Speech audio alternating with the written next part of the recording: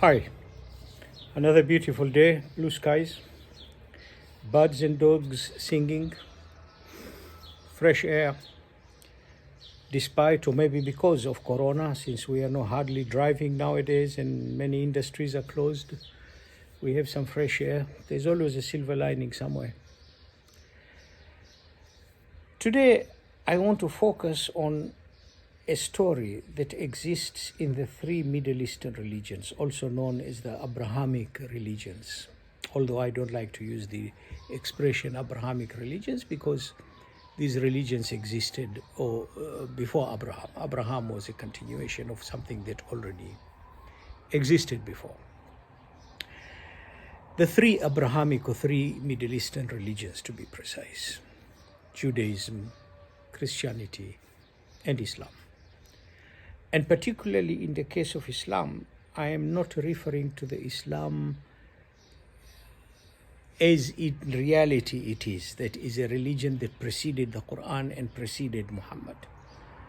But I will talk about Islam in the context of what is commonly used, that is a religion that was born out of the Quran and revealed through Muhammad, although the reality is that it preceded that. The common story between these three religions, one of the common stories between these three religions, is the story of Adam. Now, immediately one may think, okay, why this so-called fairy tale?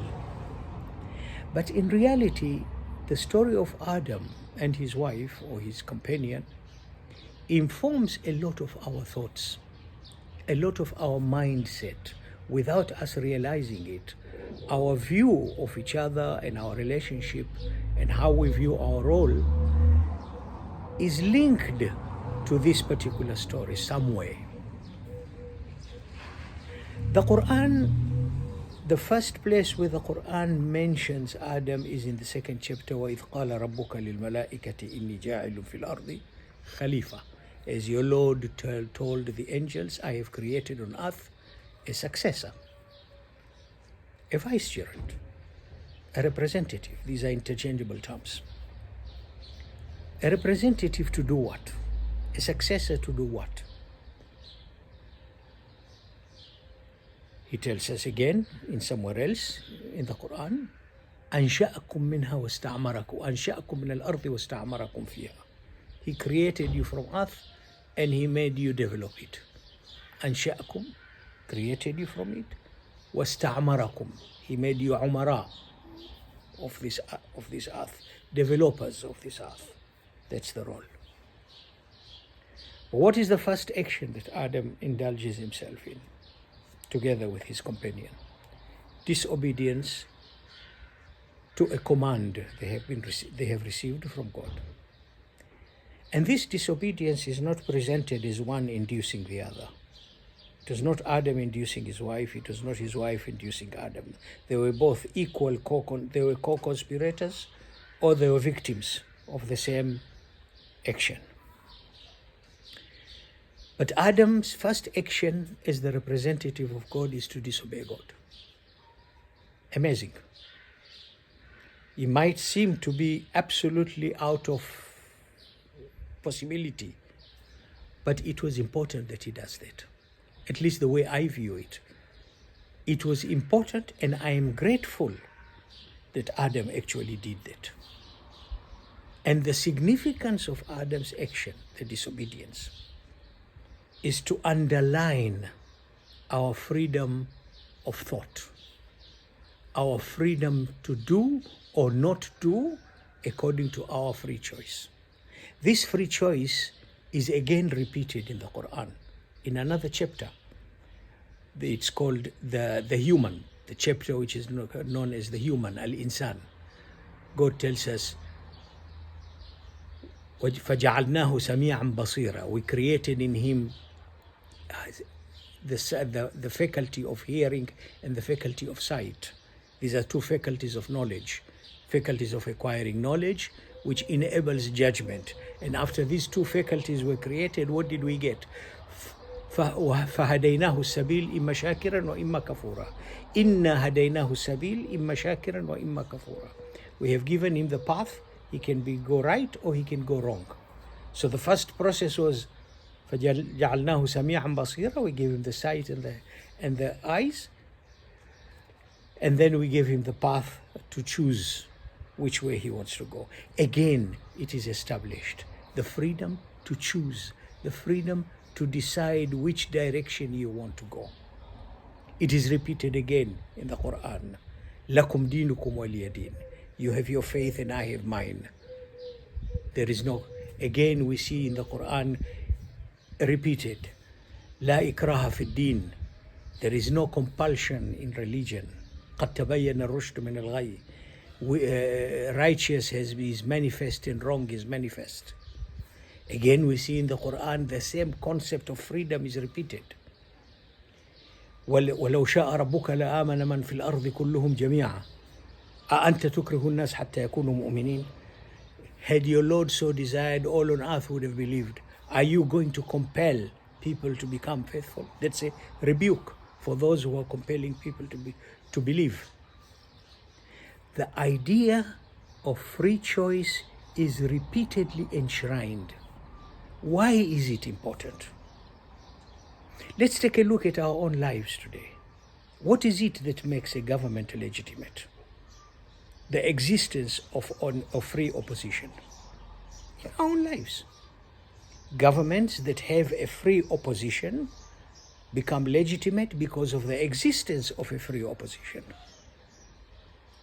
The lack of free opposition makes that government illegitimate. That government cannot claim legitimacy. The same rule is applied here. The ability to become godly requires the freedom to become ungodly. And if there was no freedom to be ungodly, then the requirement to be godly would be useless.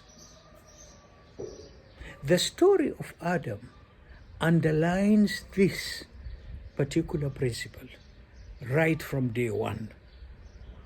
That Adam was created not as a sin, to commit a sin, neither is he on earth to be punished by labor or his wife to be punished by pregnancy. In fact, pregnancy is considered to be a noble thing. The Prophet Muhammad said repeatedly, Al-Jannah tahta aqdam al-ummahat. Heaven is under the feet of mothers. That is the level of pregnancy and motherhood. It is not a punishment. And the Quran presents Adam as a representative of God. We, the children of Adam, as representatives of God, as the successors to God here on earth.